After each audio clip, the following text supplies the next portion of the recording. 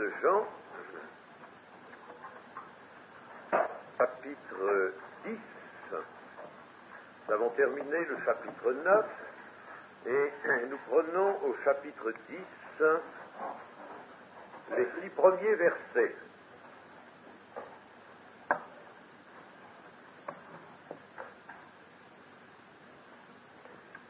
En vérité, je vous le dis, celui qui n'entre pas par la porte dans la bergerie, mais qui y monte par ailleurs est un voleur et un brigand. Mais celui qui entre par la porte est le berger des brebis. Le portier lui ouvre et les brebis entendent sa voix. Il appelle par leur nom les brebis qui lui appartiennent et il les conduit dehors. Lorsqu'il a fait sortir toutes ses propres brebis, il marche devant elles, et les brebis le suivent, parce qu'elles connaissent sa voix. Elles ne suivront point un étranger, mais elles fuiront loin de lui, parce qu'elles ne connaissent pas la voix des étrangers. Jésus leur dit cette parabole, mais ils ne comprirent pas de quoi il leur parlait. Amen. Dans ce discours, cet enseignement du Seigneur Jésus qui commence ici et qui va se poursuivre jusqu'au verset 21, il y a 3 paraboles. Paraboles, plus exactement, selon un mot grec qui est employé ici, des similitudes. Pas tout à fait des paraboles ici, on les appelle paraboles, mais ce sont des similitudes, plutôt dans notre langue française, des allégories. Des allégories, ce qui n'est pas la même chose, ce qui ne s'interprète pas la même chose que la parabole. Et c'est à juste titre souvent que l'on a dit que l'évangile de Jean était un évangile sans parabole. En effet, les quelques paraboles qui y figurent sont plutôt des allégories. Il y en a 3 ici dans 10, 1 à 21. La première, c'est celle que nous avons lue, c'est le berger des brebis qui entre. Il entre. Le berger des brebis fait son entrée. La deuxième allégorie est sur le thème suivant, je suis la porte des brebis. Et la troisième allégorie, je suis le bon berger. Il y a donc là 3 plans, 3 niveaux de cet enseignement du Seigneur par le moyen de ces images.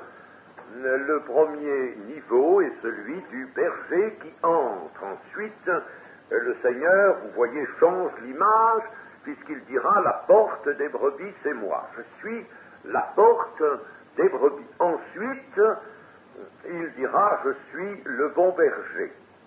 En somme, ces 3 niveaux correspondent au développement d'une idée, au développement d'une pensée.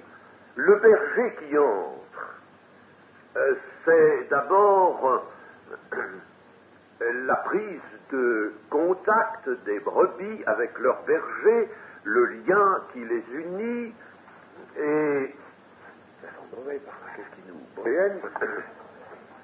Le berger, donc, des brebis, qui, dans ses relations avec les brebis, le deuxième niveau, je suis la porte des brebis, alors là, il y a ce que le berger est pour les brebis, et puis, le troisième niveau, je suis le bon berger, la vie éternelle. Il s'agit là de l'œuvre du berger pour ses brebis. Cet enseignement, l'enseignement des 21 versets, est donné avec les éléments d'une histoire d'enfant, pourrait-on dire. Le bon berger, la bergerie, le voleur, le brigand, le loup même, que un peu plus loin, le loup, eh bien, ce sont des éléments d'histoire d'enfants. Mais, chers amis, le Seigneur ne nous a-t-il pas dit d'être des petits-enfants? Et c'est le moment de l'être et de recevoir cet enseignement avec un cœur d'enfant. Il y a un enseignement clé ici, mes amis. Il y en a plusieurs, des enseignements clés, mais nous sommes en présence d'un enseignement clé qu'il faut bien pénétrer et qu'il faut recevoir avec une grande consécration de cœur. Cet enseignement, et bien qu'il soit donné avec les éléments d'une petite histoire d'enfant, est profond et exprime la vérité dont nous avons besoin. Le thème, d'ailleurs, du berger et des brebis est constant dans les Écritures. Jésus parle donc un langage précis, un langage connu, qui le situe lui-même dans sa mission. Je ne veux pas trop m'attarder à l'Ancien Testament, mais nous pouvons voir, par exemple, dans Ésaïe 40,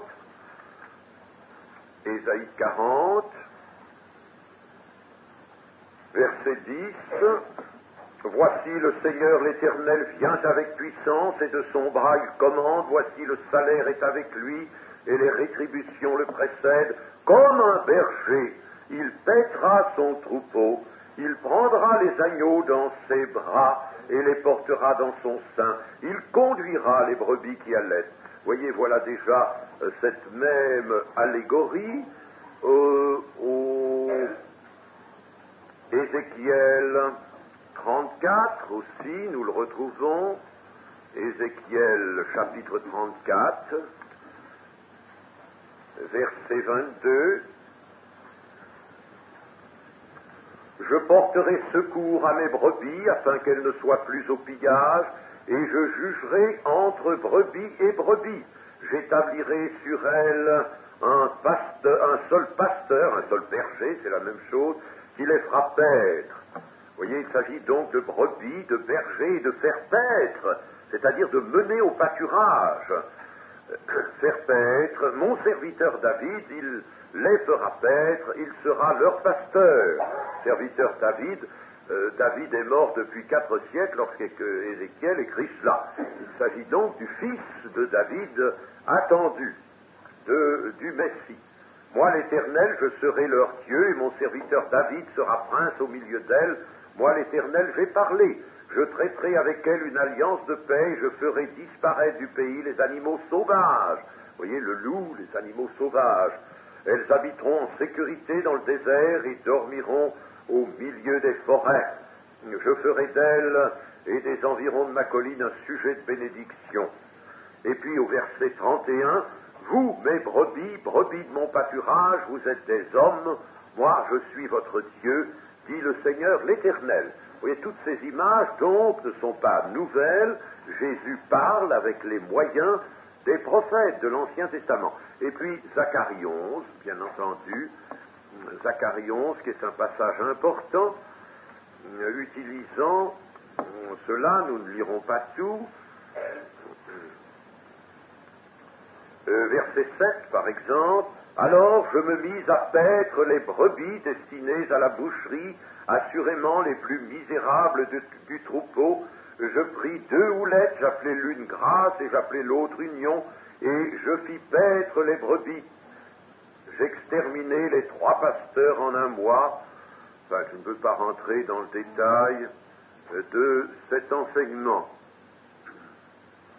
Nous voyons donc que les images dont se sert ici le Seigneur Jésus étaient déjà utilisées par les prophètes, mais la Bible n'a qu'un seul auteur, le Saint-Esprit. Jésus peut signer toute la Bible, il en est l'auteur. En Orient, ce qu'on appelle une bergerie ici, selon les documents de l'époque, une bergerie n'est pas une cabane, n'est pas un lieu terre où les brebis se mettent à l'abri. C'est un enclos, simplement. C'est un enclos pas trop grand, bien entendu, puisqu'il s'agit d'un enclos pour la nuit, non pour le jour, pour la nuit, non pour paître, mais pour garder les brebis. C'est un enclos entouré d'un mur de pierre ou d'une palissade, et bien entendu fermé par une porte, en général à double battant, assez large. Et les brebis y entrent le soir, on les fait entrer dans cet enclos, on les pousse le soir, à la tombée du jour, lorsque elles ont bien brouté dans les pâturages. Et il y a un homme qui est appelé le portier, c'est son nom, et qui les garde la nuit. Le ou les bergers, ça dépend s'il y a plusieurs troupeaux dans la bergerie, il peut y avoir plusieurs troupeaux. Les bergers conduisent donc leurs brebis dans la bergerie, et puis c'est le portier qui en a soin toute la nuit. C'est lui qui va barricader la porte, fermer la porte, et qui va rester à l'intérieur. Il va dormir là à l'intérieur. Il peut y avoir des brigands qui escaladent la palissade ou les murs et qui viennent pour égorger les brebis, pour les voler. Mais le matin venu, le portier va ouvrir la porte. Il va ouvrir la porte au berger, soit au berger unique s'il ne s'agit que d'un troupeau, soit aux divers bergers s'il s'agit de plusieurs troupeaux qui sont là ensemble. Mais l'idée de plusieurs troupeaux est assez intéressante pour comprendre notre texte. C'est donc le portier qui le matin va ouvrir la porte, le berger va appeler ses brebis pour les conduire au pâturage. Et il va emmener tout son troupeau. Il n'a pas besoin d'aller les chercher une par une, de les pousser, il les appelle à la voix. Elles connaissent la voix de leur berger. Voilà sur quelle réalité qui était coutumière en Orient, le Seigneur établit ici son allégorie. La première idée que nous trouvons dans les 5 premiers versets, c'est celle de la légitimité du berger. Mais celui qui entre par la porte est le berger des brebis. Celui qui y monte par ailleurs est un voleur et un brigand. Alors, la légitimité des brebis, du berger des brebis, est reconnue à ce fait qu'il entre par la porte. Il n'a pas besoin de sauter par la palissade ou le mur, il entre par la porte, il se présente et il est connu du portier. D'abord du portier, ensuite de ses propres brebis. Il est connu du portier. C'est ce qui fait la légitimité du berger. Le portier le connaît, il n'ouvrirait pas la porte à un étranger, mais il ouvre la porte au berger.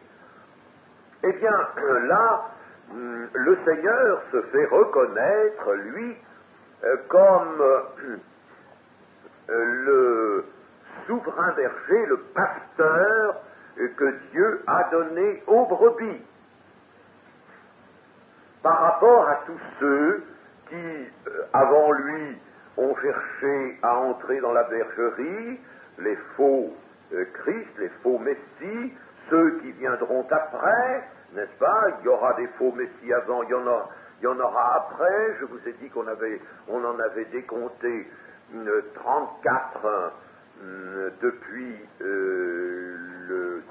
la venue sur la terre du Seigneur Jésus-Christ, des faux Messie, et même ici, les pharisiens.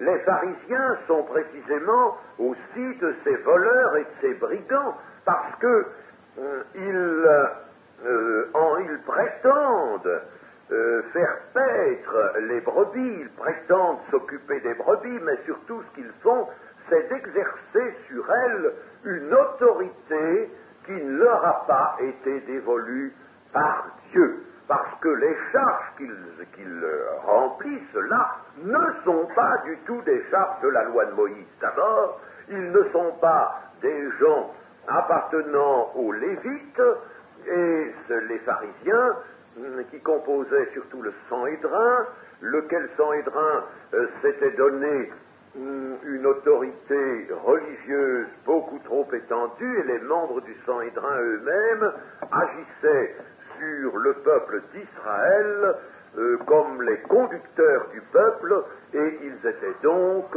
de faux bergers. C'est à eux aussi que cela s'applique.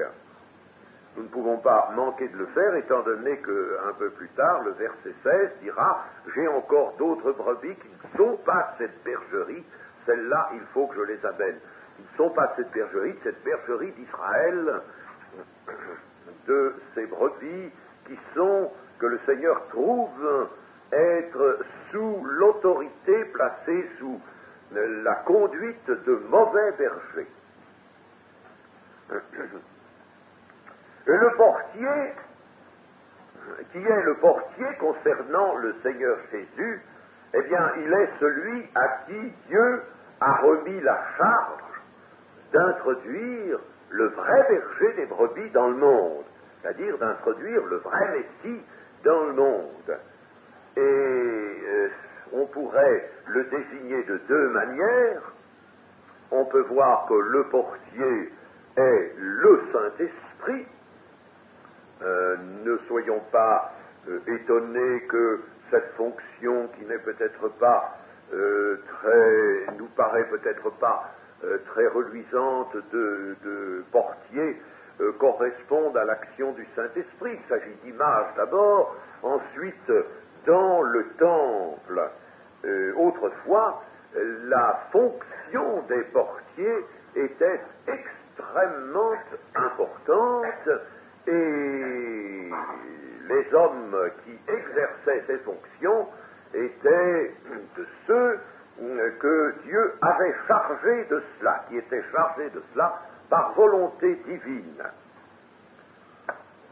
Donc nous pourrions voir le Saint-Esprit, nous pourrions voir également Jean-Baptiste. Jean-Baptiste est bien celui qui est venu annoncer le Messie et en quelque sorte le faire entrer dans sa mission dans le monde. Alors si nous sommes en présence de deux interprétations, eh bien nous pouvons les comparer l'une à l'autre et nous dire ceci: mais Jean-Baptiste, c'est le Saint-Esprit qui se servait de lui.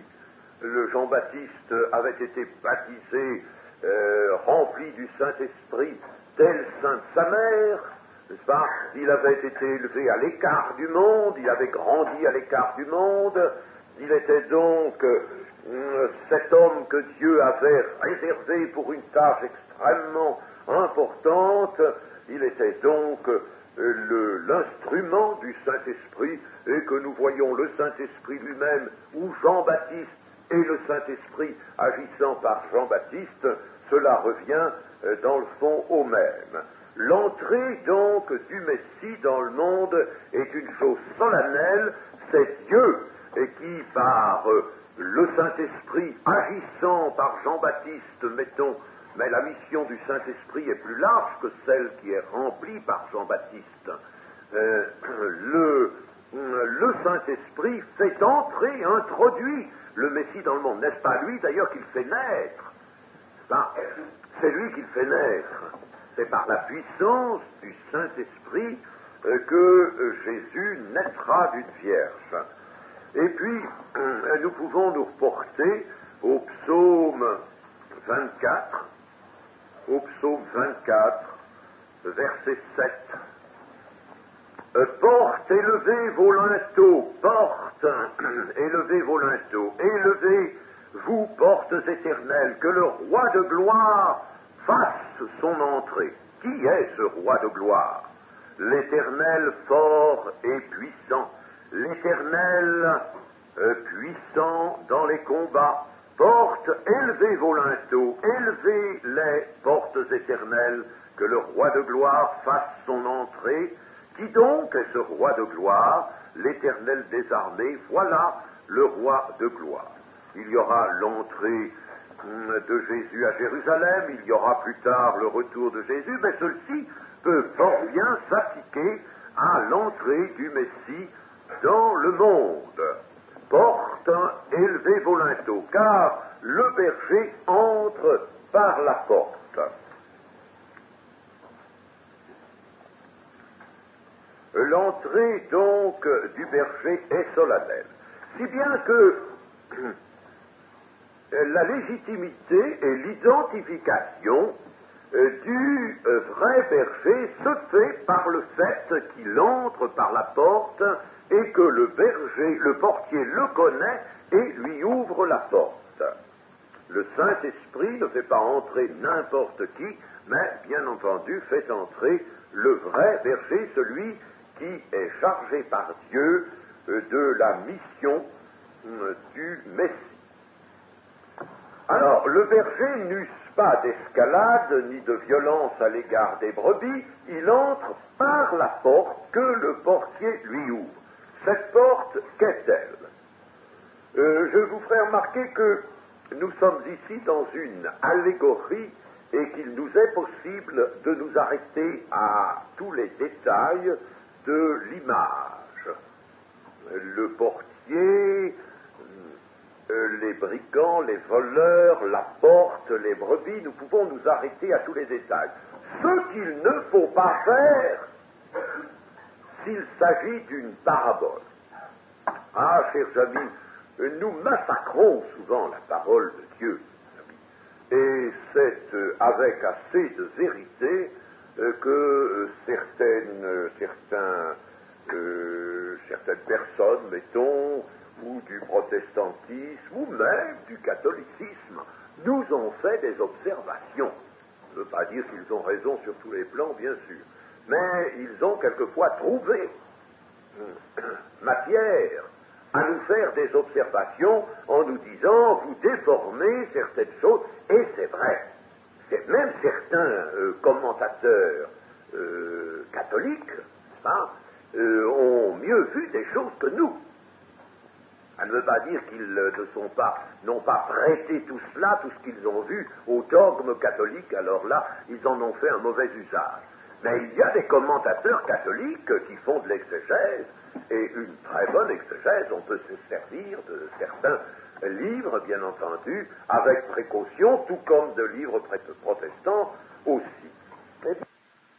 Prenons les paraboles quelquefois, puis nous voulons étudier tous les détails. Alors là, c'est une erreur.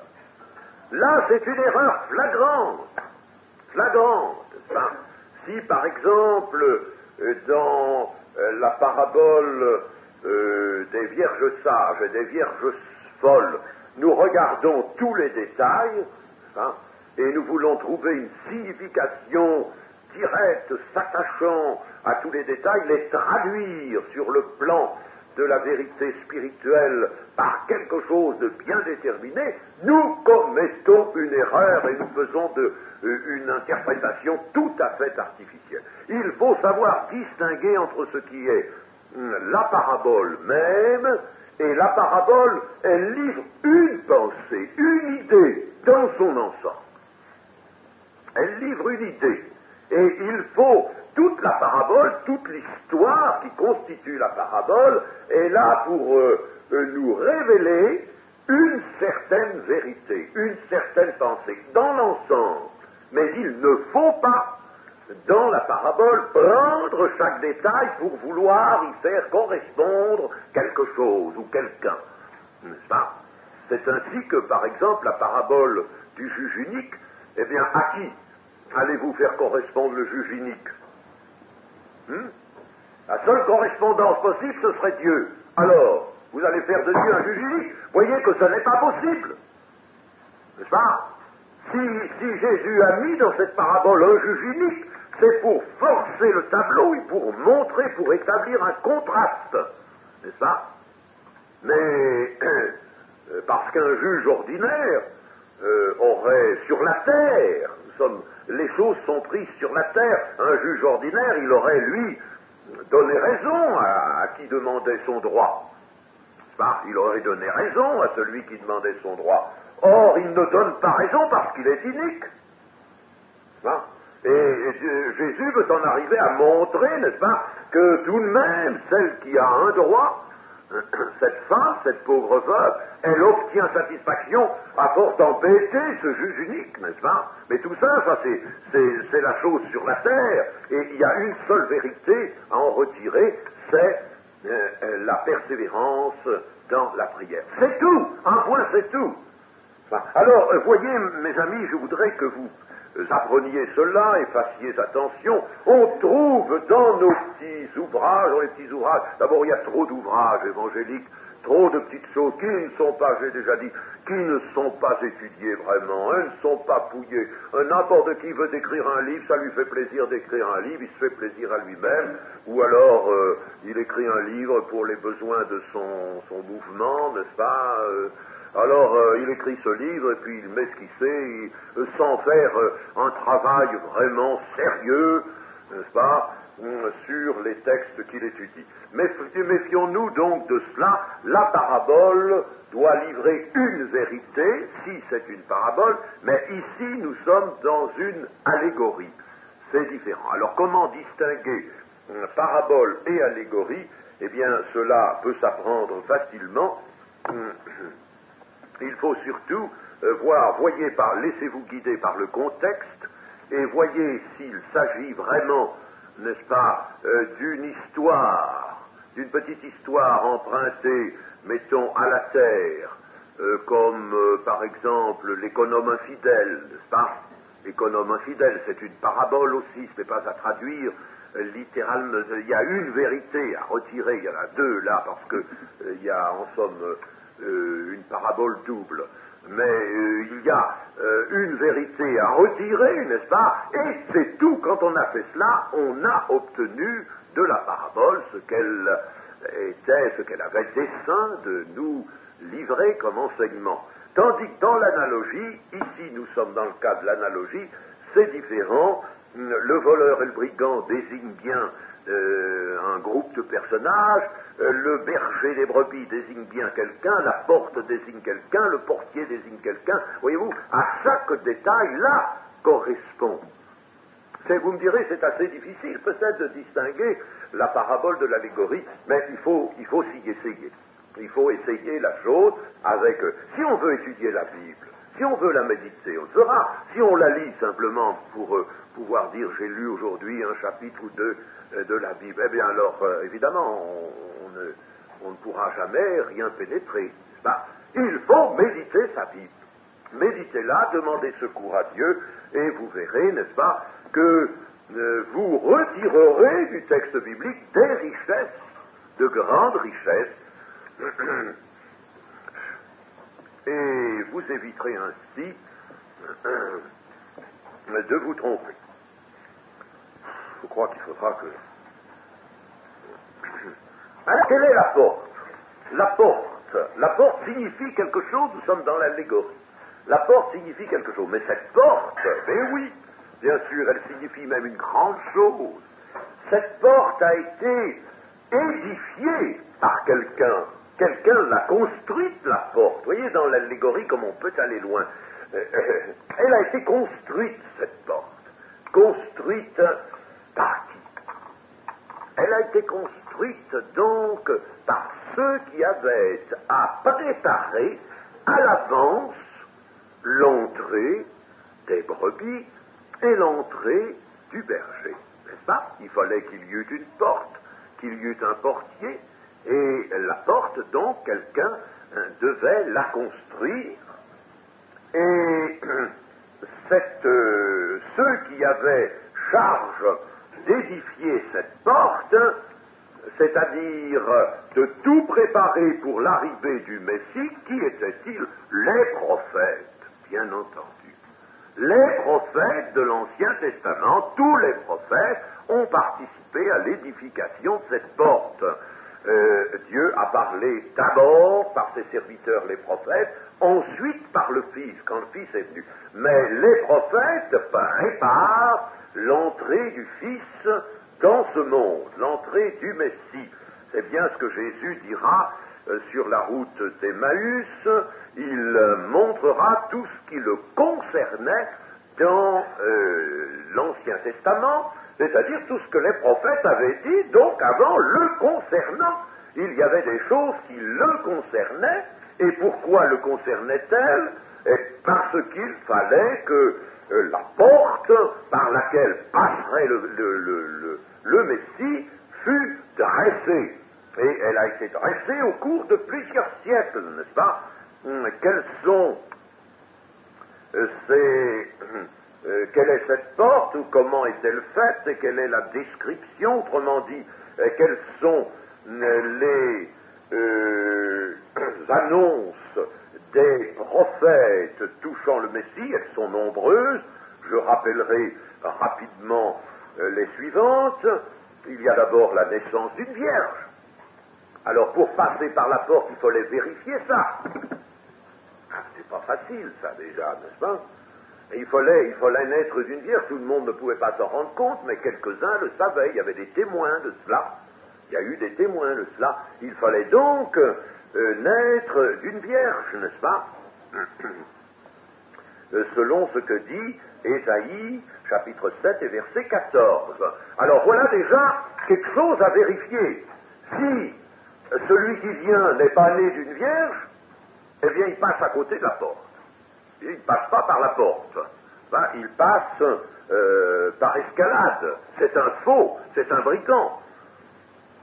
Il fallait aussi naître à Bethléem. Naître à Bethléem. Bethléem, Michée avait annoncé que celui qui viendrait, n'est-ce pas, de la part de Dieu, naîtrait à Bethléem. Il fallait par conséquent vérifier cela. Michée 5 nous dit ceci, 5 verset 1, « Et toi, Bethléem Ephrata » Ephrata, c'est l'ancien nom de Bethléem. Bethléem, Ephrata avait changé de nom, et était devenu Bethléem, ce qui veut dire « maison du pain ». Maison du pain, Bethléem.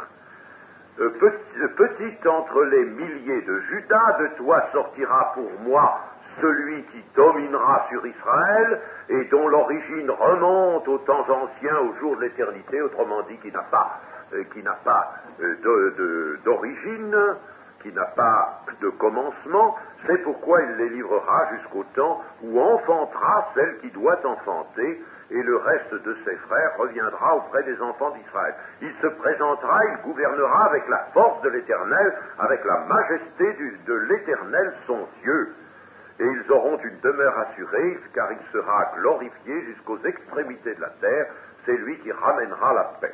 Eh bien, il fallait vérifier cela aussi, n'est-ce pas? Naître à Bethléem, c'était tout de même pas une bien grande localité, au contraire, c'était un petit bourg, et il fallait naître là. Voilà déjà deux conditions, n'est-ce pas, qui forment la porte déjà, n'est-ce pas? La porte est déjà formée avec ça, parce que il y a peu d'hommes qui peuvent naître d'une vierge et naître à Bethléem. Alors il faudrait regarder parmi tous ceux qui sont nés à Bethléem, quels sont ceux qui sont nés d'une vierge. On n'en trouverait aucun, à l'exception de Jésus. Et puis, il fallait pouvoir être appelé admirable, conseiller, Dieu puissant, Père éternel, Prince de la paix. Un enfant nous est né, un fils nous est donné, on l'appellera ainsi. Un enfant d'Israël qui puisse, on n'en trouvait aucun. Personne n'était digne de porter de pareils noms. N'est-ce pas? Voyez-vous, la porte. Et celui qui rentre en disant « Je suis le Messie », est-ce qu'il est l'admirable? Est-ce qu'il est le conseiller? Est-ce qu'il est le Dieu puissant? Est-ce qu'il est le Père éternel? Il y avait cela. Et puis, du point de vue humain, il fallait être aussi le rejeton d'Isaïe, c'est-à-dire la maison de David. C'était pas tout d'être à Bethléem et de naître d'une vierge qui était déjà très difficile, mais il fallait que ce soit dans la famille de David. Ça restreignait encore bien davantage. Il fallait avoir l'esprit de sagesse, d'intelligence et de force, et que cela se manifeste. Ésaïe 11, versets 2 et 3, esprit de sagesse, d'intelligence, de force. Ça, il fallait donc être un très grand prophète. Et puis, il fallait être capable de faire des miracles, et lesquels? Ce que nous dit Ésaïe 35, verset 4. Dites à ceux qui ont le cœur troublé, prenez courage, ne craignez point, voici votre Dieu, la vengeance viendra, la rétribution de Dieu, il viendra lui-même et vous sauvera. Alors s'ouvriront les yeux des aveugles, s'ouvriront les oreilles des sourds, alors le boiteux sautera comme un cerf, et la langue du muet éclatera de joie, car des eaux jailliront dans le désert et des ruisseaux dans la solitude. Alors il faut les faire marcher les boiteux, n'est-ce pas? Jésus le fait, voir les aveugles et entendre les sourds. C'était pas laissé au domaine de tout le monde. Alors, n'est-ce pas? Voyez comme la porte était dressée, les conditions auxquelles allait être reconnu le Messie, les conditions, n'est-ce pas, allaient être bien précisées, il fallait les vérifier, non pas une, mais toutes. Il fallait aussi venir sans apparence extérieure, n'être pas un bel homme, un homme remarquable. Le Seigneur doit venir d'une façon telle qu'on ne puisse pas le regarder comme on avait regardé le roi Saül qui dépassait tout le monde d'une tête, qui était un athlète, n'est-ce pas, un bel homme. Pas du tout. De même qu'il a été pour moi un sujet d'effroi, tant son visage était défait, tant son aspect différait de celui des fils de l'homme. Voyez, même cela. Et Ésaïe 53, 2, il s'est élevé devant lui comme une faible plante. C'était pas une plante, c'est-à-dire un rejeton d'humanité athlète, vigoureux. Les peintres se sont trompés du tout au tout, bien sûr, représenter le Seigneur. Voyez comme il est mauvais de faire de l'image. Pas parce qu'on est obligé de trahir. D'abord parce que Dieu ne le veut pas. Et puis, il était obligé de trahir. Aller faire un grand tableau de maître, n'est-ce pas? Et puis représenter au milieu des gens à mitre, représenter des anges, représenter le Seigneur Jésus, un homme pas tellement grand, un homme plutôt maigre, le visage plutôt défait, ça n'aurait pas été dans la peinture, vous voyez, d'un grand maître. Hein. Voyez-vous, alors il fallait représenter naturellement un très beau type d'homme. D'où trahison de la vérité, n'est-ce pas? Il s'est élevé devant lui comme une faible plante, comme un jeton qui sort d'une terre desséchée. Il n'avait ni beauté ni éclat pour attirer nos regards, et son aspect n'avait rien pour nous plaire. Ça, c'était voulu de Dieu.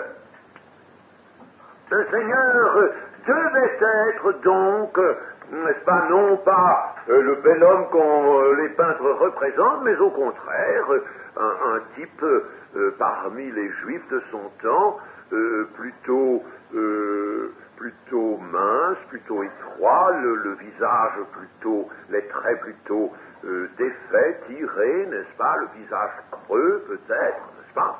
Voyez-vous, il n'avait ni beauté ni éclat, et le Seigneur ne veut pas cela. Il ne veut pas, il ne voulait pas que quelqu'un fût attiré à lui par son physique, par sa présence.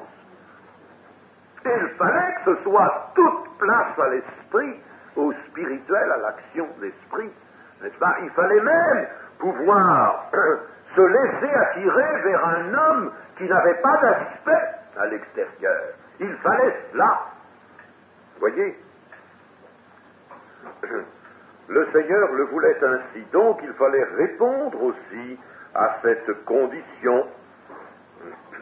Et puis il fallait être l'envoyé de l'Éternel, pouvoir le justifier. Il fallait ensuite pouvoir, alors plus tard, mourir dans les conditions que les prophètes avaient fixées. Il y a le psaume 110 notamment, condition fixée déjà par les psaumes, les mains trouées, le côté percé, et il fallait relever les perdus par sa propre résurrection. Ce que dit le prophète Osée, au chapitre 6 de son livre, verset 11. À toi aussi, Judas, une moisson est préparée quand je ramènerai les captifs de mon peuple. Et puis, Osée, verset 1. Venez, retournons à l'Éternel, car il a déchiré, mais il nous guérira. Il a frappé, mais il bandera nos plaies. Il nous rendra la vie dans 2 jours. Le 3e jour, il nous relèvera, et nous vivrons devant lui. Il nous relèvera, car en se relevant de la mort, il relevait des hommes, et nous vivrons devant lui. Connaissons, cherchons à connaître l'Éternel. Sa venue est aussi certaine que celle de l'aurore. Il viendra pour nous comme la pluie du printemps qui arrose la terre. Et puis au chapitre 13, verset 14, je les rachèterai de la puissance du séjour des morts, je les délivrerai de la mort. Ô mort, où est ta peste, séjour des morts, où est ta destruction, mais le repentir se dérobe à Mercard. Et il fallait donc racheter de la puissance du séjour des morts les brebis. Voyez que dans cet ensemble, n'est-ce pas, il n'y avait pas place pour 2 hommes, mais pour un seul. Un seul homme pouvait vérifier cela, et il fallait qu'il fût vraiment le Messie de Dieu. Et puis, ensuite, le Seigneur dit, le portier ouvre, il appelle par leur nom les brebis qui lui appartiennent et les conduit dehors. Il vient dans la bergerie, il les fait sortir de la bergerie. La bergerie, c'est un enclos, nous l'avons dit, pour la nuit. Il les fait donc sortir du séjour que veut la nuit pour les amener au séjour du jour. Et pour les amener, bien sûr, aussi au pâturage. Donc, n'est-ce pas, c'est fini de la nuit pour les brebis. Nous sommes dans l'allégorie, c'est fini de la nuit, il va les appeler par leur nom, et seules les brebis qui répondent à cet appel, c'est-à-dire les brebis que le Seigneur a donné, que Dieu a donné à son Fils. Nous l'avons vu tout cela, qu'il a attiré à son Fils et qu'il a donné à son Fils, ce sont celles-là qui entendent le nom, et alors il les appelle par leur nom. Elles sortent, elles viennent donc avec le Seigneur, et il les conduit dehors, il les fait sortir de la bergerie. Lorsqu'il a fait sortir toutes ses propres brebis, il n'en oublie aucune, il marche devant elles, il se met à leur tête, et les brebis le suivent parce qu'elles connaissent sa voix. Elles le suivent à la voix. C'est ainsi qu'il faut suivre le Seigneur. Voyons là la réapparition, mais elle est tellement fréquente dans les Écritures qu'il faut toujours la voir, la réapparition du principe de liberté. C'est à la voix, c'est en cédant aux instances du Saint-Esprit, mais en cédant librement, en cédant, en suivant, parce que l'on connaît, parce que l'on aime son berger, n'est-ce pas? C'est en suivant, et non pas à coups d'aiguillon. Alors une église, n'est-ce pas, dans laquelle on fait marcher les gens à coups d'une discipline charnelle, humaine, eh bien ça n'existe, ça n'est pas la véritable église. Ça ne peut pas être la véritable église. Moi, je ne veux jamais forcer quelqu'un. Chers amis, vous le faites souvent. Et vous avez tort. Vous n'êtes pas dans la main de Dieu quand vous faites cela. Souvent, n'est-ce pas, vous voudriez forcer des gens à venir. Allez, viens, mais oui, il faut que tu viennes. Des enfants, par exemple, ou d'autres. Vous ne faites pas l'œuvre de Dieu. Il faut instruire, il faut montrer. Si vous voulez que vos enfants aiment le Seigneur, aimez-le vous-même. Et montrez-leur que vous aimez le Seigneur. Vivez devant eux. l'amour du Seigneur. Si vous vivez autrement, si vous êtes en train de vous chipoter, n'est-ce pas? Et si dans la maison, eh bien, c'est le drame constamment, c'est le bruit, c'est la mésentente, c'est les agacements, et puis si on ne fait rien du tout qui soit vraiment la vie sainte, eh bien les enfants, vous aurez beau après leur dire, allez, il faut que ça aille à la réunion, allez, viens donc à la réunion, allez, oui, oui, moi je veux que tu y ailles. Eh bien vous ferez un très mauvais travail. Un mauvais travail. Hein? Et vous ferez ce mauvais travail parce que vous n'aurez pas fourni devant vos enfants le témoignage qu'il faut. Fournissez le témoignage. Attention, l'enfant est très attentif à ce qu'il voit. Et vous savez, c'est pas l'école du jeudi qui peut faire des enfants, de nos enfants des chrétiens. C'est pas l'école du jeudi ou du dimanche. C'est le témoignage de la maison. Le témoignage de la maison. C'est là, dans la maison. Et, chers amis, je dois vous le dire, je suis entré, bien sûr, plus d'une fois dans des maisons chrétiennes où l'atmosphère est surchargée d'électricité. Vous voyez, surchargée d'électricité. Alors on est tendu, on est face à son aise, on est soi-même, n'est-ce pas, mal à l'aise, cassé un peu, n'est-ce pas. Alors c'est constamment des piques de l'un sur l'autre, etc., etc. Et puis, la secondesse au Seigneur, oui, on est à table. Ah, qu'est-ce qui va rendre grave? Allez, mais c'est toi, c'est ton tour, rendre grave, dépêche-toi, nous. On voit les choses comme ça, n'est-ce pas? Oh, qu'est-ce que vous voulez? Oh. Mais oui, c'est ça, n'est-ce pas? C'est ça. Et puis alors, celui-là, il n'y a jamais moyen de lui faire rendre grâce, celui-là. Ah non, celui-là, tiens, ben alors, ce sera à ton tour, à toi. Là.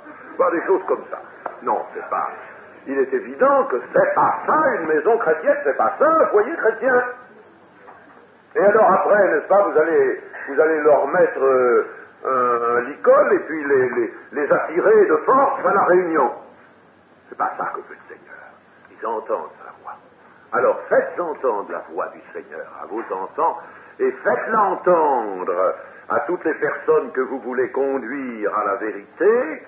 Vous avez prié pour elles, mais ayez non seulement devant les enfants, ce que j'ai dit des enfants est valable pour le reste, ayez un témoignage devant tout le monde, tout votre entourage, tous les gens qui vous connaissent, un témoignage chrétien, témoignage de piété, et là, alors, vous pourrez faire du bon travail. De tout sens, ne jamais employer la contrainte et la force. Jamais. Employer l'esprit, n'est-ce pas? Mais l'esprit appelle. Les chrétiens, qui sont-ils? Des appelés. Ils sont venus. Ils ont été appelés, ils sont venus. Mais on n'est pas allé les pousser par derrière. On les a appelés et ils sont venus. C'est ce que fait le Seigneur. Alors donc, il y a le principe ici, n'est-ce pas, de la liberté qu'il faut bien connaître et qu'il faut respecter. Il marche devant elle, elle le suit, parce qu'elle connaît sa voix. Elle connaît sa voix, ce qui là traduit un lien, n'est-ce pas, un lien qui est à la voix, c'est à la voix, et la voix, c'est quoi? C'est la parole, et la parole, c'est quoi? Eh bien, c'est l'expression de la volonté de Dieu, n'est-ce pas, par le moyen qui se communique, par le moyen de l'esprit. Le lien, c'est un lien d'esprit. Alors il y a un lien d'esprit il y a communion entre ces brebis et le Seigneur. Elles s'entendent la voix, et il n'y en a pas une autre comme celle-là. Il n'y a pas une autre voix, il n'y a pas un autre lien. De même que personne ne pouvait passer par la porte que le Seigneur, de même, personne ne peut attirer à soi comme a attiré le Seigneur. Elles ne suivront point un étranger, mais elles fuiront loin de lui parce qu'elles ne connaissent pas la voix des étrangers. Alors, les étrangers vont venir autour du troupeau, ceux qu'ils n'ont pas pu faire en escaladant, n'est-ce pas, pour venir comme des voleurs et des brigands ravager le troupeau à l'intérieur de la bergerie, parce qu'il y avait le portier, alors, qui gardait, n'est-ce pas? Eh bien, alors que les brebis vont sortir et vont être là à découvert, en plein champ, le long du troupeau, les brigands, les voleurs, les bêtes sauvages, comme il est dit, n'est-ce pas, dans un texte, vont venir et puis essayer soit par intimidation, soit par séduction, de distraire les brebis du troupeau. Et les brebis, les véritables brebis, ne doivent pas se laisser distraire parce qu'elles ne connaissent pas. C'est une voix même qui leur fait quelque chose. La voix des étrangers, les appelant, n'est-ce pas? Eh bien, ça leur fait quelque chose. Alors, au contraire, elles fuient. Remarquez un troupeau de brebis. Ça, derrière son berger. Faites-en l'expérience. Il y en a par ici, quelquefois. C'est pas tout à fait le moment encore, mais bientôt, en septembre, on va le revoir repasser, le berger, là, qui a ses brebis. Eh bien, toutes les brebis sont massées derrière lui, n'est-ce pas? Elles remplissent souvent toute la route. Bon, mais elles sont derrière le berger. Mais essayez-vous de vous approcher des brebis, puis d'en caresser une. Vous allez voir si elles vont fuir devant vous. Elles ne vous connaissent pas, et votre voix, elles ne la connaissent pas, tandis que le berger s'approche de lui et sont tout près de lui. Hein? Voilà ce que le Seigneur... Il y a un lien, il faut qu'il y ait un lien, et ce lien ne peut se créer qu'avec le vrai berger des brebis. Seulement, si quelqu'un se laisse distraire, prendre par des voleurs, par des brigands, par des étrangers, eh bien, c'est que il n'aura pas voulu, n'est-ce pas, vraiment entendre la voix du berger. Il se sera laissé surprendre. Eh bien, méfions-nous de ne pas nous laisser surprendre. Ne nous laissons pas détourner. Et puis, le verset 6 nous dit, Jésus leur dit cette parabole, cette similitude, donc. Il y a dans le texte, le mot parabole, c'est une traduction... c'est une traduction un peu standard, si vous voulez, standardisée du traducteur. En réalité, c'est cette similitude. Dans des versions plus vieilles, des versions anciennes, Osterval peut-être, ou d'autres, c'est le mot similitude qui était employé. Jésus leur dit cette similitude, donc cette allégorie, mais ils ne comprirent pas de quoi il leur parlait. Les auditeurs contemporains du Seigneur ne peuvent pas comprendre cette allégorie. Elle pouvait bien sûr être comprise, elle aurait été comprise d'un Siméon, d'une prophétesse Anne, mais tous n'étaient pas comme cela. Elle aurait pu être comprise, par exemple, de la manière suivante. L'enclos, la bergerie dans laquelle entre le vrai berger. Cette bergerie entourée de murs et de palissades, c'est le peuple d'Israël. Dieu avait au milieu des nations, n'est-ce pas, entouré Israël d'un mur, il était sous la garde de la loi, et le portier était là pour garder les brebis, n'est-ce pas, marquées au cours de la nuit. C'était un temps de réformation, un temps de préparation, et puis le berger vient, le Messie vient, alors il appelle ses brebis, et il les fait sortir de la bergerie, il les entraîne de par les montagnes vers des pâturages. Alors là, c'est le temps nouveau, le temps de l'Église. On pouvait déjà comprendre cela. De toute manière, cette allégorie a une valeur actuelle. Il fallait qu'elle soit dite, non pas seulement pour être comprise dans le moment, mais pour l'être ensuite de tous ceux qui reconnaîtraient Jésus pour leur sauveur. Elle est là pour nous un enseignement précieux qui nous montre comment Dieu veut agir, comment il entend agir à notre égard, n'est-ce pas? Pas de contrainte, mais il nous appelle, il faut qu'un lien se crée, il faut que nous puissions entendre dans notre cœur, dans notre conscience, la voix du Seigneur, et que nous le suivions par amour. Amen.